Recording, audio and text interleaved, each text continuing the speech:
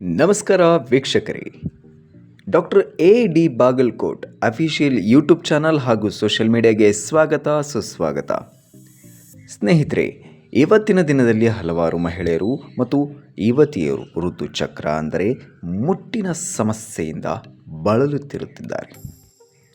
ಕೆಲವರಿಗೆ ಸಮಯಕ್ಕೆ ಸರಿಯಾಗಿ ಮುಟ್ಟು ಆಗೋದಿಲ್ಲ, ಕೆಲವರಿಗೆ ಹೆಚ್ಚು ಹೊಟ್ಟೆ ನೋವು, ಬೆನ್ನು ನೋವು, ದೌರ್ಬಲ್ಯ, ತಲೆ ಸುತ್ತುವುದು, ಅತಿಯಾದ ರಕ್ತಸ್ರಾವ ಅಥವಾ ತುಂಬ ಕಡಿಮೆ ರಕ್ತಸ್ರಾವ ಇಂತಹ ಸಮಸ್ಯೆಗಳು ಕಾಣಿಸಿಕೊಳ್ಳುತ್ತವೆ. ಹಾಗಾದರೆ ಈ ರೀತಿಯ ಸಮಸ್ಯೆಗಳು ಬಂದಾಗ ಯಾವ ಟಿಪ್ಸ್ ಅನುಸರಿಸಬೇಕು ಅನ್ನೋದನ್ನು ಇವತ್ತಿನ ವಿಡಿಯೋದಲ್ಲಿ ತಿಳಿದುಕೊಳ್ಳೋಣ. ವಿಡಿಯೋ ಸ್ಟಾರ್ಟ್ ಮಾಡೋಣ ಬನ್ನಿ. ಮೊದಲನೇದಾಗಿ ಆಹಾರ ಪದ್ಧತಿ ತುಂಬ ಮುಖ್ಯ. ಪೌಷ್ಟಿಕ ಆಹಾರ ಸೇವನೆ ಮಾಡಬೇಕು.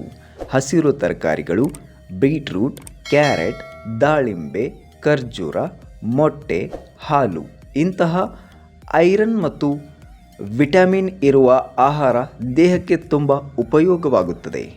ಜಂಕ್ ಫುಡ್, ಎಣ್ಣೆ ಪದಾರ್ಥ ಮತ್ತು ಹೆಚ್ಚು ತಂಪು ಪಾನೀಯಗಳನ್ನು ಕಡಿಮೆ ಮಾಡಬೇಕು ಎಂದು ನಮ್ಮ ಡಾಕ್ಟರ್ ಎ.ಡಿ. ಬಾಗಲಕೋಟ್ ಅವರು ಮಾಹಿತಿ ಕೊಡ್ತಿದ್ದಾರೆ.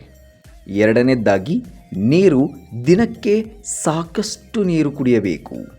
ದೇಹದಲ್ಲಿ ನೀರಿನ ಪ್ರಮಾಣ ಸರಿಯಾಗಿದ್ದರೆ ದೌರ್ಬಲ್ಯ ಕಡಿಮೆಯಾಗುತ್ತದೆ ಮತ್ತು ದೇಹ ಚುರುಕಾಗುತ್ತದೆ. ಮೂರನೇದಾಗಿ ವ್ಯಾಯಾಮ. ಪ್ರತಿದಿನ ಸ್ವಲ್ಪ ಸಮಯ ನಡೆಯುವುದು, ಯೋಗ ಮಾಡುವುದು ಅಥವಾ ಲಘು ವ್ಯಾಯಾಮ ಮಾಡುವುದರಿಂದ ದೇಹ ಮತ್ತು ಮನಸ್ಸು ಆರೋಗ್ಯವಾಗಿರುತ್ತದೆ. ಇದು ಋತುಚಕ್ರ ಸರಿಯಾಗಲು ಸಹಾಯ ಮಾಡುತ್ತದೆ. ನಾಲ್ಕನೇದಾಗಿ ನಿದ್ದೆ ಮತ್ತು ಮಾನಸಿಕ ಒತ್ತಡ. ಇವತ್ತಿನ ದಿನಗಳಲ್ಲಿ ಟೆನ್ಷನ್ ಮತ್ತು ಒತ್ತಡದಿಂದಲೇ ಹಲವರಿಗೆ ಮುಟ್ಟಿನ ಸಮಸ್ಯೆ ಬರುತ್ತದೆ. ಇದರಿಂದ ಹೆಚ್ಚು ಟೆನ್ಷನ್ ತೆಗೆದುಕೊಳ್ಳಬೇಡಿ. ದಿನಕ್ಕೆ ಕನಿಷ್ಠ 7 ರಿಂದ 8 ಗಂಟೆಗಳ ಕಾಲ ನಿದ್ದೆ ಮಾಡಬೇಕು. ಇನ್ನೊಂದು ಮುಖ್ಯ ವಿಷಯ ಏನೆಂದರೆ ಮುಟ್ಟಿನ ದಿನಾಂಕಗಳನ್ನು ಗಮನದಲ್ಲಿಟ್ಟುಕೊಳ್ಳಿ. ಪ್ರತಿ ತಿಂಗಳು ಯಾವ ದಿನ ಮುಟ್ಟು ಬರುತ್ತದೆ ಅದನ್ನು ನೋಟ್ ಮಾಡಿಕೊಂಡರೆ ಸಮಸ್ಯೆ ಇದ್ದರೆ ಬೇಗ ಗುರುತಿಸಬಹುದು. ಕೆಲವರು ನೋವು ಬಂದಾಗ ವೈದ್ಯರ ಸಲಹೆ ಇಲ್ಲದೆ ಮಾತ್ರೆ ಸೇವಿಸುತ್ತಾರೆ. ಇದು ಆರೋಗ್ಯಕ್ಕೆ ಹಾನಿಯಾಗಬಹುದು. ಆದ್ದರಿಂದ ವೈದ್ಯರ ಸಲಹೆ ಇಲ್ಲದೆ ಯಾವುದೇ ಔಷಧಿ ತೆಗೆದುಕೊಳ್ಳಬೇಡಿ. ಹಾಗೆ ಹೆಚ್ಚು ಹೊಟ್ಟೆ ನೋವು, ಅತಿಯಾದ ರಕ್ತಸ್ರಾವ, 3 ತಿಂಗಳಿಗೂ ಹೆಚ್ಚು ಕಾಲ ಮುಟ್ಟು ಆಗದೇ ಇರುವುದು ಅಥವಾ ದೇಹದ ತುಂಬ ದೌರ್ಬಲ್ಯತೆ ಕಾಣಿಸಿಕೊಂಡರೆ ತಕ್ಷಣ ವೈದ್ಯರನ್ನು ಸಂಪರ್ಕಿಸಿ.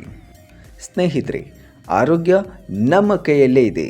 ಸಣ್ಣ ಸಣ್ಣ ಒಳ್ಳೆಯ ಅಭ್ಯಾಸಗಳನ್ನು ಪಾಲಿಸಿದರೆ ಋತುಚಕ್ರದ ಸಮಸ್ಯೆಗಳನ್ನು ಬಹಳ ಮಟ್ಟಿಗೆ ನಿಯಂತ್ರಿಸಬಹುದು. ಈ ಮಾಹಿತಿ ನಿಮಗೆ ಉಪಯೋಗವಾದರೆ ವಿಡಿಯೋ ಲೈಕ್ ಮಾಡಿ, ಶೇರ್ ಮಾಡಿ.